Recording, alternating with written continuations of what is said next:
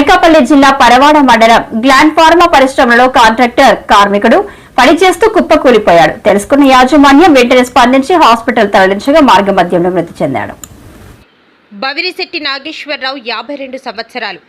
పరిశ్రమలో క్లీనింగ్ పనులు నిర్వహిస్తుండగా cleaning machine నడుపుతూ ఒక్కసారిగా కుప్పకూలి మృతి చెందినట్లు యాజమాన్యం తెలియజేస్తుంది.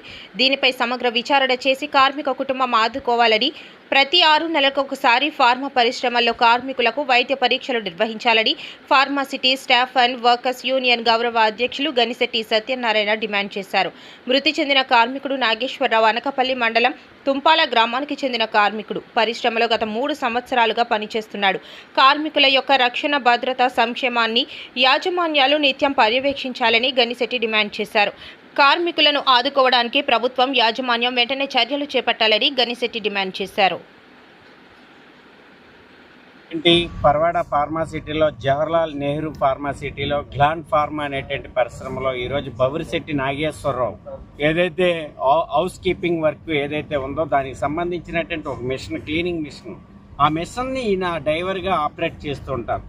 ఈయన ఆ టెక్నీషియన్ అనమాట. ఆ మిషన్ ఆపరేట్ చేస్తున్నటువంటి సందర్భంలో ఉదయం ఏ షిఫ్ట్కి వచ్చినటువంటి కార్మికుడు 2 గంటలకు ఆ టైంకి డ్యూటీ దిగాల. కానీ ఆ లోపు ఈ సందర్భంలో ఈ కార్మికుడికి ఒకసారిగా గుండెపోటు వచ్చిందని, ఆయన కుప్పకూలి కిందన పడిపోయాడు అనేటువంటిది కార్మికులు అలాగే యాజమాన్యం చెప్తా ఉన్నారు.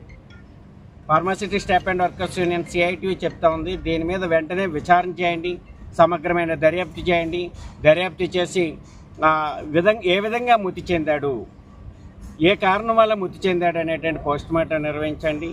174 ఏదైతే అనుమానాస్పద మృతి ఉందో దాని కింద నమోదు చేసి ఈ కార్మికుడు ఏ రకంగా మృతి చెందాడు అనేటువంటి దాన్ని విచారణ చేయడంతో పాటు పరిశ్రమల్లో ఏమైనా వాయువులు పీల్చాడా, లేకపోతే ఏమైనా ఇతర కారణాలతో చనిపోయాడా ఏదనేది పోస్ట్ మార్టం నిర్వహించాలి. అలాగే కార్మికుడు విధి నిర్వహణలో చనిపోయాడు.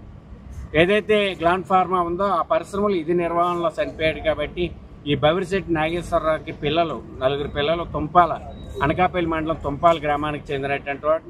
వీళ్ళకి 4 ఆడపిల్లలు. కాబట్టి ఆ కుటుంబాన్ని ఆదుకోవడానికి ఇటు రాష్ట్ర ప్రభుత్వం, పరిశ్రమ యాజమాన్యం చర్యలు చేపట్టాలి. కార్మికులకి ప్రతి 6 నెలలకి వైద్య పరీక్షలు నిర్వహించాలి. ఫార్మాసిటీలో ఏ ఫార్మా కంపెనీ అయినా సరే వైద్య పరీక్షలు నిర్వహించుంటే ఆయనకి అనారోగ్యం కానీ, ఇతర సమస్యలు కానీ, ఇతర ఆరోగ్య సమస్యలు కానీ ఉంటే బయటపడి ఉండేదిగా. ఎందుకు మీరు ఆరోగ్య పరీక్షల కోసం ఎందుకు వైద్య పరీక్షలు నిర్వహించలేదు? ఈ వైద్య పరీక్షలు నిర్వహించి ఆ కార్మికుడికి సరైన సమయంలో సరైన వైద్యం అందించుంటే ఈ రకంగా పరిశ్రమల్లో జరగదుగా. అందుకని ఫార్మా పరిశ్రమల్లో కాలుష్య కోరల్లో చిక్కుకొని ఇష్టతుల్యమైనటువంటి ఈ వాయువుల్ని పీలుస్తూ కార్మికులు వాళ్ళ యొక్క ఆరోగ్యాలను పణంగా పెట్టి పరిశ్రమల్లో పనిచేస్తున్నారు. ఈ కార్మికులకి ఆరోగ్య పర్యవేక్షణ కానీ, వాళ్ళ యొక్క రక్షణ కానీ, వాళ్ళ యొక్క సంక్షేమం కానీ, వృత్తి రక్షణ కానీ, వృత్తిలో భద్రతా పరికరాలు కానీ ఇవన్నీ కూడా అన్ని పరిశ్రమల్లోనూ వైఫల్యం చెందుతూ ఉన్నాయి. ఈ ప్రతి 6 నెలలకి వైద్య పరీక్షలు నిర్వహించడం కానీ, భద్రతా ఆడిట్ నిర్వహించడం కానీ ఇవన్నీ కూడా ప్రభుత్వ అధికార యంత్రాంగం లోపం కూడా కనబడుతూ ఉంది. అందుకని బవిరిశెట్టి నాగేశ్వరరావు కుటుంబానికి నష్టపరిహారం చెల్లించడంతో పాటు ఈ పరిశ్రమలు ఏ రకంగా ఆయన మృతి చెందాడు అనేటువంటి దాన్ని కూడా సమగ్రమైన దర్యాప్తు చేయాలని pharma city staff and workers union CITU demand చేస్తాం. అనకాపల్లి జిల్లా పరవాడ మండలం మరి మేము ముఖ్యంగా చెప్పవలసింది ఏమిటంటే, నేను YSRCP ట్రేడ్ యూనియన్ విశాఖ జిల్లా ట్రేడ్ యూనియన్ ప్రెసిడెంట్గా పనిచేస్తున్నాను. కాబట్టి ఇక్కడ మా ఈ-బాండింగ్ రెవెన్యూలో మా ఈ-బాండింగ్ రెవెన్యూ కంపెనీల్లో మరి ప్రమాదం జరిగింది.